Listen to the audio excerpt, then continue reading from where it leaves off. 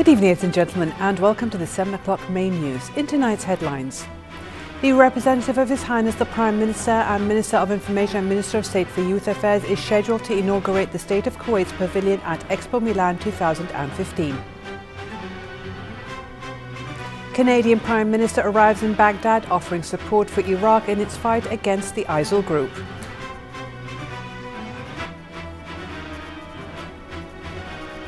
Another 234 women and children have been rescued from Boko Haram militants in Nigeria.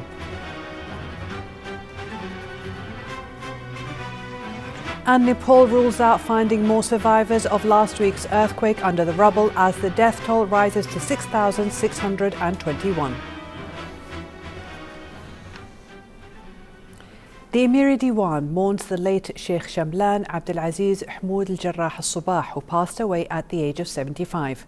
The Emiri Diwan said the late Sheikh was laid to rest this afternoon.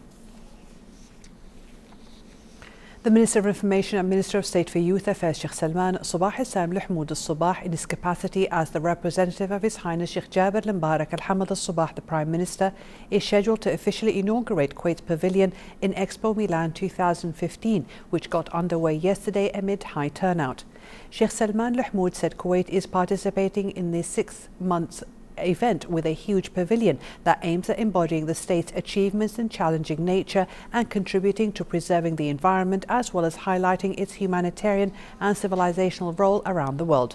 The representative of His Highness the Prime Minister stressed that taking part in Expo Milan 2015 is derived by Kuwait's belief in the significance of sustainable development. Saudi Arabia-led airstrikes continued to hit Houthi targets in different areas in Yemen. Also today, the US confirmed that its Navy fleet ships in the Arabian Gulf will be protecting and escorting American-flagged vessels in the Strait of Hormuz. Earlier, an emergency UN Security Council meeting on Yemen ended Friday with the 15 members unable to agree on a Russian-drafted statement. For his part, Russian UN Ambassador Vitaly Churkin said that the drafted statement on Yemen was met with a delay. UN Secretary-General Ban Ki-moon said he was gravely concerned about the continued ground fighting and aerial bombardment in Yemen and its impact on innocent civilians. The Command of Joint Task Forces have revealed that over the past 12 hours, US and allied air forces conducted 7 airstrikes in Iraq approved by the Iraqi Ministry of Defense. US-led coalition fighter jets have targeted ISIL tactical units near Beji in Salahuddin province, destroying 2 fighting positions. And in Anbar province, 4 airstrikes struck ISIL tactical units, destroying militants' positions near Fallujah and in Ramadi. More on the following report by Rihab Al-Rikabi. The Command of Joint Task Forces have revealed that over the past 12 hours, the US and allied forces have conducted 7 airstrikes in Iraq, approved by the Iraqi Defense Ministry. The US-led coalition fighter jets have targeted IS tactical units near Beji in Salahuddin province, destroying 2 IS fighting positions. And in Anbar province, 4 airstrikes struck IS tactical units, destroying IS fighting positions near Fallujah, IS major stronghold, and in Ramadi, Anbar's provincial capital. IS have also suffered big losses near Mosul and Tel Afar, where the coalition aircrafts bombarded many of their bases, and about 25 of IS were reportedly to be killed by Kurdish Peshmerga forces in Mansinjar. Meanwhile, the chairman of Iraqi Parliamentary Committee on Defense and Security, Hakim al-Zamili, has revealed information saying that some of IS affiliates were disguised in people displaced from Anbar province and were planning to carry out car bombing explosions in the capital Baghdad. There may be 1 or more car bombs, but the security forces are maintaining internal security, and the situation here in Baghdad is kind of stable. As a consequence, many security officials have urged the government to intensify security measures to prevent any further incursion of IS militants into the refugee camps. However, many of Iraqi politicians voiced their opposition to the security measures adopted by Baghdad Operation Command to treat people displaced from the western area as foreign security threats. And the security measures have sparked frustration among people who fled the violence in Anbar province and are stalled at the gates of Baghdad. Our main suffering is the newly adopted security rule, which does not allow us to enter Baghdad without a prior sponsorship from local people in Baghdad. We fled the mortar shells by IS, but we are counting on the Iraqi army to liberate our areas. According to the UN, the battle against IS have caused the displacement of more than 90,000 people from their homes in Anbar province since April 8th, when IS militants began gaining ground around Ramadi, where 2.7 million people have been displaced within the country since January 2014. Backed by the US-led coalition airstrikes, Iraqi troops with the Popular Mobilization Forces are still fighting IS militants in different front lines across northern and western parts of the country, aiming to dislodge the militant groups and to regain their country's stability. Reporting for Kuwait TV, Rihaba Rikabi, Baghdad. Iraqi Prime Minister Haider al-Abadi welcomed Canadian Prime Minister Stephen Harper to Baghdad today, a visit expected to include a meeting with Canadian soldiers advising Iraqi troops fighting ISIL militants. Al-Abadi praised Canada's support for Iraq in its fight against militant groups in Iraq. Harper is also expected to visit the President of Iraq's Kurdish regional government. Canada is a member of the international coalition battling ISIL and has a military base in Hazar, west of Erbil, and has around 70 special forces in Kurdish areas of northern Iraq. Canadian jets are also taking part in a US-led mission to bomb militant positions in Iraq and Syria. Airstrikes by the US-led coalition targeting ISIL militants have killed more than 50 civilians in northern Syria. The Syrian Observatory for Human Rights, a UK-based group, said the Bir Mali village was hit yesterday and that some people were still trapped in rubble. Meanwhile, Rami Abdulrahman, head of the Syrian Observatory for Human Rights, said the airstrikes on the village of Bir Mali in Aleppo province killed 52 civilians.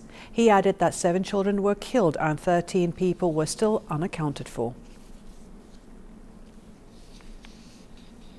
Palestinian sources have accused Israel of spraying Palestinian farms with poisonous gases to damage their crops, which adds to their suffering. More with Majd al-Wahidi from Gaza. Israeli military forces opened fire on farmers in the southern Gaza Strip on Friday. Witnesses reported that the forces deployed along the border east of Rafah city shot at Palestinian farmers and used tear gas. Farmers fled their lands. No injuries were reported. We live off of this land. Around 100 farmers work here, but every day we work to suffer. Israelis open fire on us during our work. They violate our simple human rights. When they fire at us, we cannot work in safety and we leave our lands. Gaza-based Ministry of Agriculture revealed that Israeli planes spray potentially poisonous chemicals on the crops of Palestinian farmers near the border with Israel.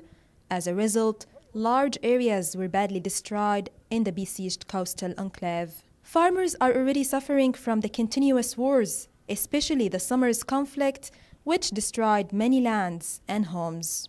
Nothing has remained in the areas near the borders. Israelis destroyed the trees, the homes, and they still don't leave us alone. We work in damaged farms and infrastructure. Comes as part of the continued Israeli aggression on the border areas between occupied Palestine and Gaza Strip. Israel wants to send a message to the Palestinians that the recent war and aggression are not the last thing in the conflict.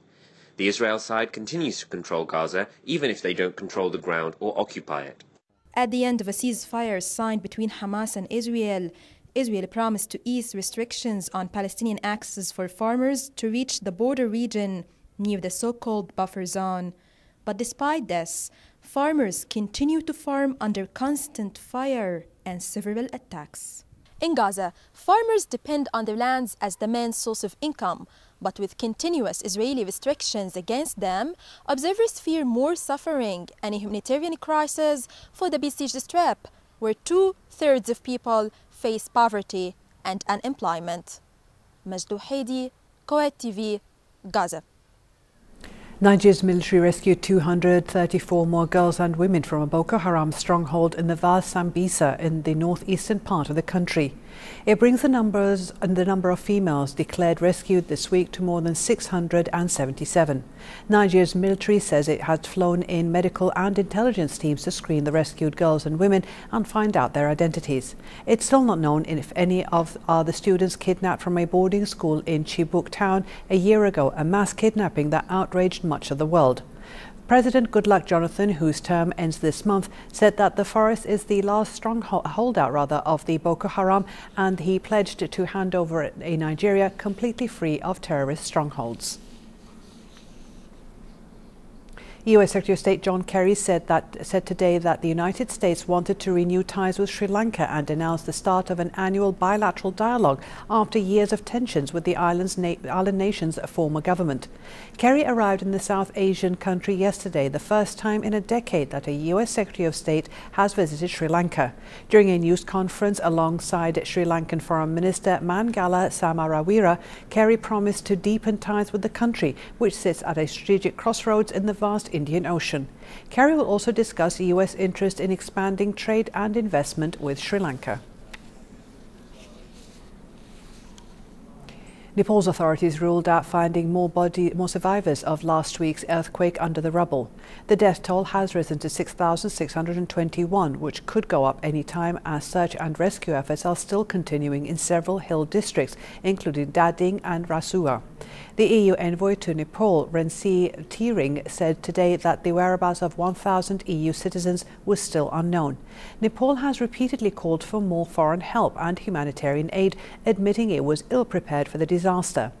The United States is sending military aircraft, heavy equipment and air traffic controllers. They will start arriving in Nepal from today as part of a U.S. relief operation following the devastating earthquake. The United Nations said that 8 million of Nepal's 28 million people were still affected by the quake, with at least 2 million needing tents, water, food and medicine over the next 3 months.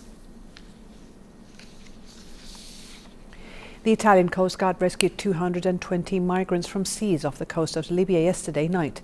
The migrants, who were all men and from sub-Saharan Africa, were travelling in 2 rubber dinghies. The flow of migrants trying to reach Europe in rickety boats continues unabated, following the recent deadly capsizing of a migrant ship that is believed to have left at least 800 dead. Italy, which has saved about 200,000 migrants at sea since the beginning of 2014, has sought to crack down on human traffickers to help deal with the huge influx of migrants reaching its shores. A lawyer for 6 Baltimore police officers denied any wrongdoing after criminal charges were brought against them in the case of Freddie Gray, who died in police custody. The lawyer, Michael Davey, said the officers at all times acted reasonably and in accordance with their training. Baltimore State Prosecutor Marilyn Mosby earlier said the death of the 25-year-old man was a homicide and his arrest had been illegal. Gray's death sparked violent protests, but after the charges were announced yesterday, celebrations broke out across Baltimore. Then spontaneous street celebrations turned into a small protest march. Meanwhile, police said that 53 people were detained, some for breaking the curfew, which is still in force in the city. The ambassador of the Netherlands recently hosted a gathering to celebrate the national holiday King's Day. The occasion marks the King's official birthday and each year is warmly received with parties, street markets, concerts and other special events hosted for the royal family. Our reporter Badriya Saleh brings us this story. King's Day is an official public holiday in the Netherlands. Banks, post offices and many businesses are closed in honor of the day. Even public transportation shifts its operating hours to take hundreds of thousands of people to and from large public celebrations. The monarch's birthday has been a festive occasion for many years. The holiday started as Queen's Day when Princess Wilhelmina became queen following the death of her father in 1890. Queen Juliana, Wilhelmina's daughter, was crowned in 1948, and from 1949 the Queen's Day celebrations honored her birthday on April 30th. Queen Juliana's daughter, Beatrix, became queen on April 30th, 1980. Though Beatrix's birthday is on January 31st, Queen's Day remained on April 30th, coinciding with Queen Beatrix's own coronation day and her mother's birthday. Tonight we celebrate here in Kuwait 200 years anniversary of the Kingdom of the Netherlands and our national day, the birthday of His Majesty King William Alexander. What we would like to share is our feeling of happiness on this particular day.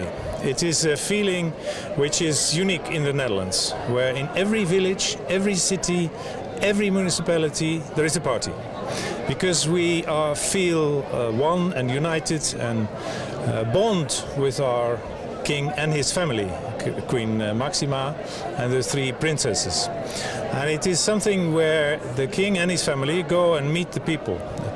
Yesterday they went to a city called Dordrecht. There were hundreds of thousands of people, the millions of Dutch people who watch the television but also celebrate themselves.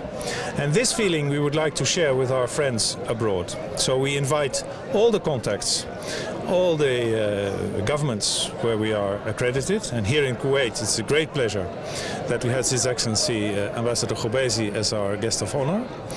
And we want to invite the Dutch community, of course, because it's a celebration.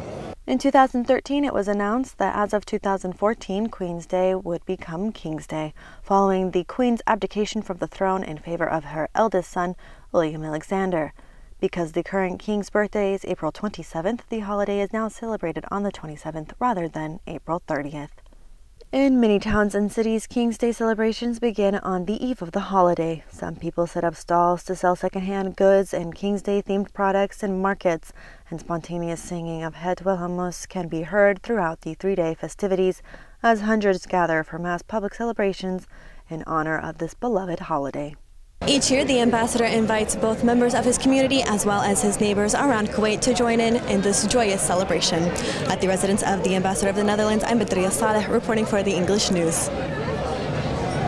To see our reports again, please visit our YouTube channel at MOI Kuwait News.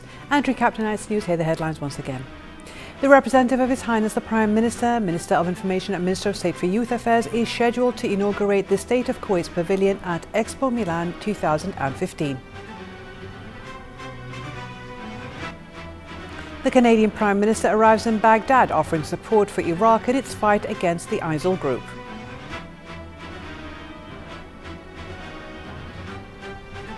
Another 234 women and children have been rescued from Boko Haram militants in Nigeria.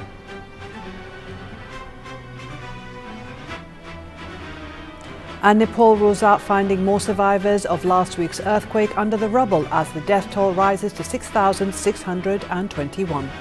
Thank you for joining us.